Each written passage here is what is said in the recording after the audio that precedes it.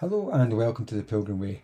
My name is Norman Graham and I'm a minister in the Baptist Union of Churches in Scotland. The aim of these signposts is to try and help to connect the text of the Bible with our everyday lives. Today we are kind of bringing our series on prophetic voices to a close as we read from 1 Kings chapter 22 and verses 41 to 53.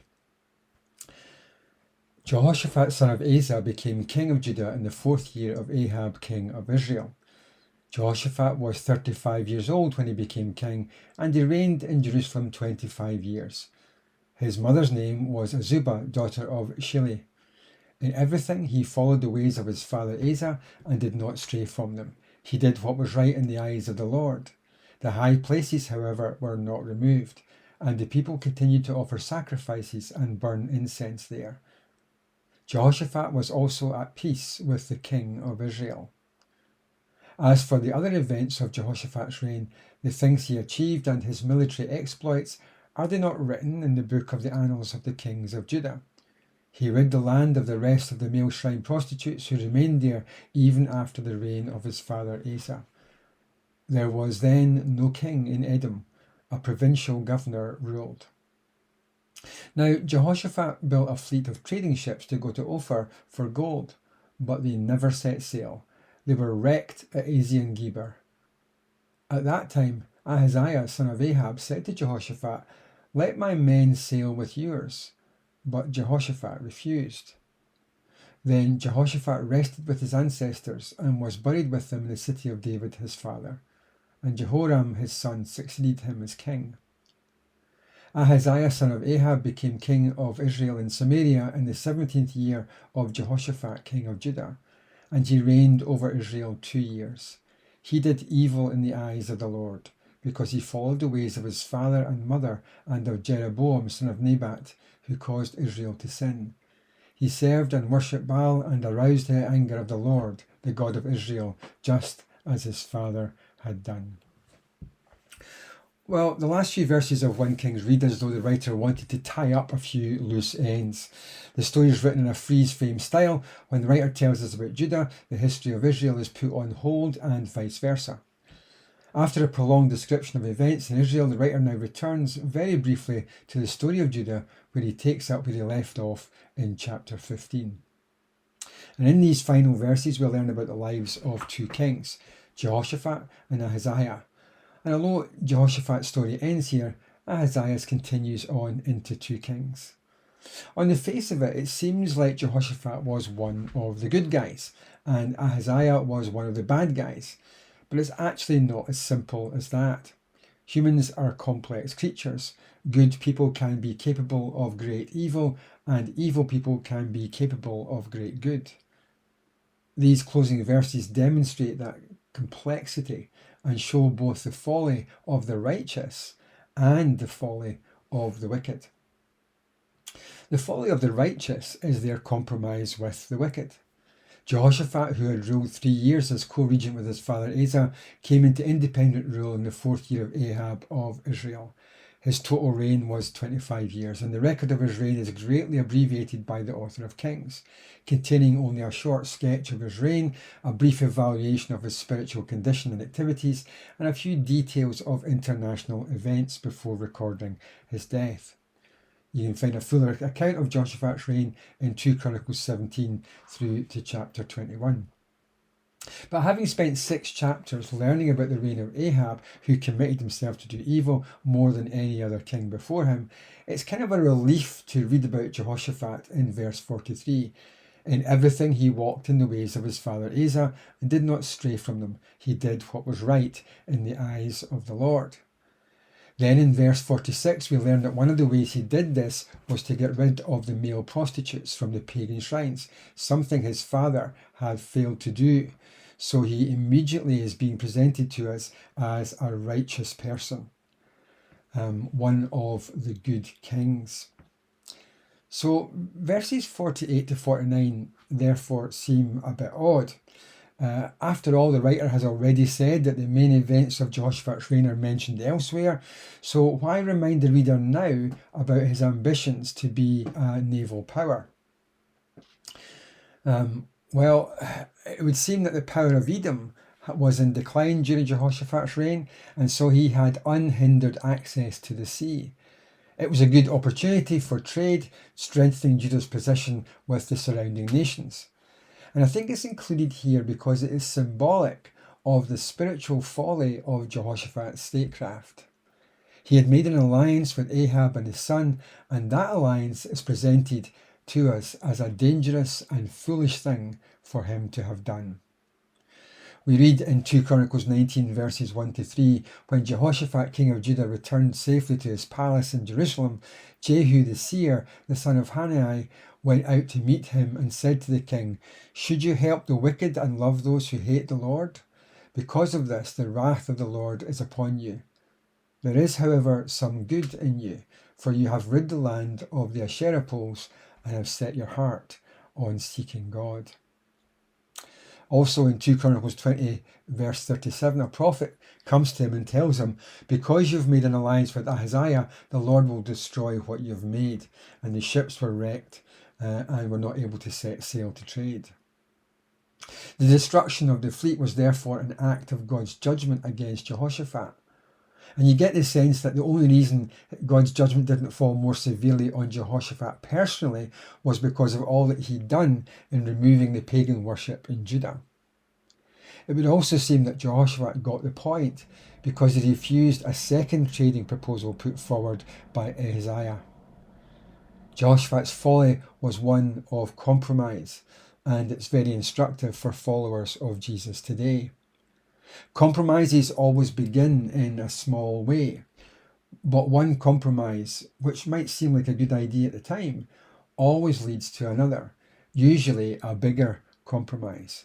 However, even the smallest of compromises can have a bigger than expected impact. Jehoshaphat entered into an alliance with Ahab through the marriage of their children. He thought it was just a clever piece of political diplomacy. But that alliance was a compromise with the enemies of God. I mean, Ahab was a king who set himself out to do evil. And if it was left unchecked, like yeast in dough, it would spread and grow, leading to more and more and more compromise.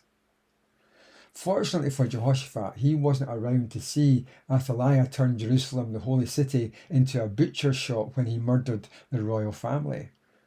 All because Jehoshaphat, the king who did what was right in the eyes of the Lord, compromised with evil. He thought that light could have some fellowship with the darkness. And the point is as critical as it is obvious, namely that we cannot make compromises with sin or evil, or else it will destroy us. For a little leaven always leavens the whole dough. The condemnation of Jehoshaphat by the prophets is quite striking. It would suggest that to make such compromises is to align yourself with the wicked who are opposed to God. And for followers of Jesus living in the 21st century, this is a very difficult issue to deal with, for we live in a very complex and interconnected world. So what actually constitutes compromising with evil today? I mean, it should have been easy for Jehoshaphat to work that out. The pagan nations worshipped false gods and were enemies of the God of Israel. But how do we work that out in our hyper-connected world where those lines are blurred? A New Testament text that appears to help us with this issue is in 2 Corinthians 6, verse 14. Paul says, "Do not be yoked together with unbelievers, for what do righteousness and wickedness have in common? Or what fellowship can light have with darkness?" In the modern world, the church has tended to interpret that text to mean that a Christian should not marry a non-Christian. However, that interpretation is very problematic, not least because Paul does not speak about marriage in the church at any point in that section of the letter. There's nothing in those verses about marriage.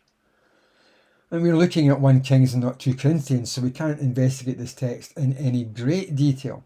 Suffice to say that there are two major questions raised by that text. What does it mean to be yoked together? And who are the unbelievers? There's actually strong evidence within the text itself to suggest that Paul is speaking here about his opponents at Corinth, those who reject him and therefore who also reject the gospel that he has preached to them. The phrase to be yoked together is not a technical term referring specifically to a legal or culturally binding act. Rather, it's a metaphor referring to any kind of joint participation, formal or informal, that significantly forms one's own identity. To be yoked together is to take on the identity of those who are joined together for a common goal or task. It's to be someone's ally. For example, people involved in politics are yoked together because they support the same party. They gain part of their identity as members of that political party. Football fans are yoked together by virtue of supporting the same team. They gain part of their identity from being a fan of, Scotland, Brazil, Falkirk, whoever, Hearts, whoever. So determining whether someone is yoked together is therefore a judgment call that depends on the degree, significance, purpose, and level of self-identification involved in one's participation. The other issue to address here is, who are the unbelievers that we have to refrain from being yoked with? Does Paul mean that we have to keep away from all those who don't follow Christ and that we can't enter into different types of relationships with them? Well, my view would be from the passage itself that the term unbelievers refers not to non-Christians per se, but rather to Paul's opponents in Corinth. In that case, Paul is calling the Corinthians not to align themselves with those who have rejected him and by extension the gospel he has proclaimed. His focus here is not on outsiders, but rather those whom he considers to be unbelievers in the church, who are trying to divide the church from within. That would mean that Paul's admonition in 6 verse 14 doesn't refer to civil affairs, as if Christians should do business only with Christians, live only in Christian neighbourhoods, eat only with Christians in Christian restaurants, play only Christians on only Christian sports teams, and go only to Christian schools. That's not at all what he means. We live in a global community where almost every aspect of our lives, our politics, our business lives, our leisure, they're all interconnected on many different levels. I mean, do you know what companies your pension fund is investing in? Do you know what investments and partnerships that the company you work for has around the world? Do you know how much of your taxes go towards the promotion and support of groups that are opposed to Christian values or that promote other faiths within the UK? Personally, I have no idea. Living in such an interconnected world makes it difficult to clearly make the distinctions that Paul makes in Corinth or that Jehoshaphat was rebuked for not making in 1 Kings. Our guide must be the fact that Jehoshaphat, like the Corinthians, deliberately aligned himself with that which he ought to have known was opposed to God, because it was blatantly, in your face, obviously opposed to God. Ahab did everything that he could to promote Baal worship in Israel. It's inconceivable that Jehoshaphat knew nothing of the Baal worship that was going on in Israel, or Ahab's promotion and support of it. It's inconceivable that he knew nothing of the ministry of Elijah to eradicate Baal worship in the land, and yet he still made that alliance because it was politically expedient. And by doing so, he effectively opened the door to Baal worship in Judah. Jehoshaphat compromised with evil, and it had an effect on his life. We should note from the latter half of verse 43 that although Jehoshaphat did what was right in the eyes of the Lord, nonetheless the high places were not removed, and the people continued to offer sacrifices and burn incense there. Jehoshaphat's compromise with evil led to a failure to be completely and fully obedient to the Lord. He removed the Asherah poles, he removed the shrine prostitutes, but he failed to destroy the shrines. Compromise will differ for each one of us, but in the end, if we deliberately and knowingly align ourselves with that which is opposed to God, the result will be the same.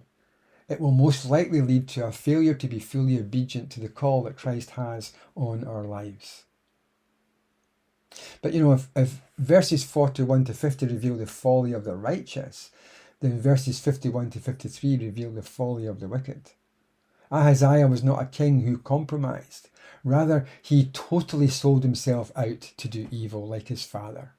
We read that he did evil in the eyes of the Lord because he walked in the ways of his father and mother and in the ways of Jeroboam, son of Nebat, who caused Israel to sin. He served and worshipped Baal and provoked the Lord, the God of Israel, to anger, just as his father had done. There were no half measures in his life. In fact, the construction of the Hebrew text suggests that Ahaziah virtually goaded God to anger, flaunting his wickedness and defying God to judge him. Dale Davis tells the story of a Union General, John Sedgwick, during the American Civil War. On the 8th of May 1864, he and his men were stationed at the Spotsylvania Courthouse in Virginia, and he was standing there with his officers discussing troop placements, and about a mile away the Confederate sharpshooters started firing at them, and while all his troops ducked, he remained standing. And he gave them, he tore them a strip off them for their timidity, claiming that the Confederates couldn't hit an elephant at that distance. At that very moment, a man who was walking in front of the general heard a bullet go whistling by, and he fell to the ground in fright. And the general gave him a kick and told him to get up, repeating his assertion that they couldn't hit an elephant at that distance. And the man said to him, "I believe in dodging." With a laugh, the general dismissed him, and as the man was going, he heard again the whistling of another bullet, and he went to duck when the general fell dead at his feet. What the general didn't know was that the Confederates were using a British-made Whitworth's rifle equipped with a telescopic sight and hexagonal .45 caliber bullets that could make the distance accurately. The point is that the general had no idea what he was facing, and neither did Ahaziah. But he, like the general, would soon find out. And it's true for us as well. We really don't know what we are facing when we face the living God. It's always uplifting to read the gospel stories of Jesus, how he healed people, he fed them and he taught them. But it's easy to forget that one day we will come face to face with him. And the Bible tells us he is the one who is able to destroy both soul and body in hell. It's encouraging to hear Jesus say that he's coming back to reward us. I mean, that sounds brilliant, doesn't it? But less so when we complete the sentence. That he actually said was, he will come back to reward us according to what we have done. The folly of the righteous and the folly of the wicked may differ, but they are both still folly. And so let us be wise while it is still today, and come humbly before God to worship him, living according to his commands, refusing to compromise with sin and evil. For if we tremble, we may yet be saved. Thanks for listening.